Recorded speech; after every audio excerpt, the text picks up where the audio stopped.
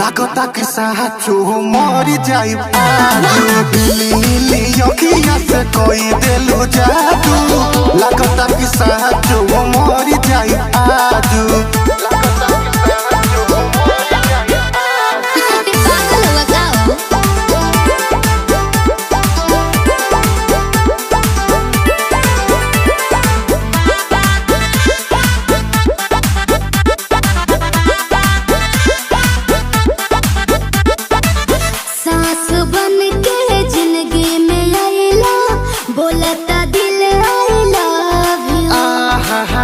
हो कहे जा का हम कही दिलवा में बहारू तू ही तू।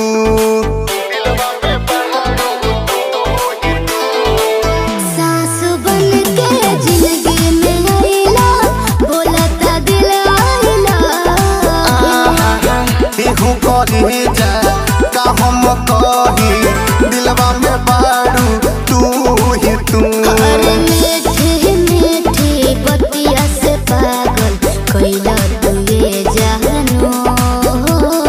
नीली नीली अखिया से कोई देलू जादू, लागता कि साचो मरी जाई आजू। नीली नीली अखिया से कोई देलू जादू, लागता कि साचो मरी जाई आजू।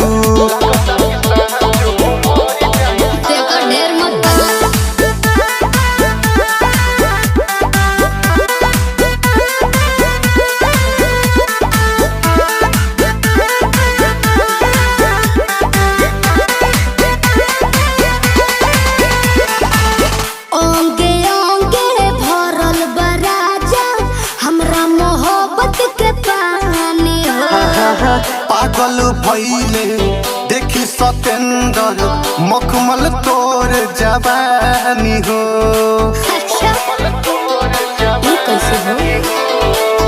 ओंगे ओंगे भरल बराजा हमरा मोहब्बत के पानी।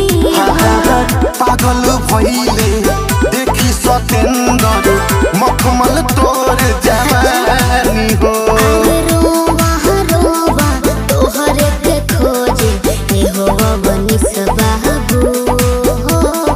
नीली नीली अखिया से जी कोई देलू जादू,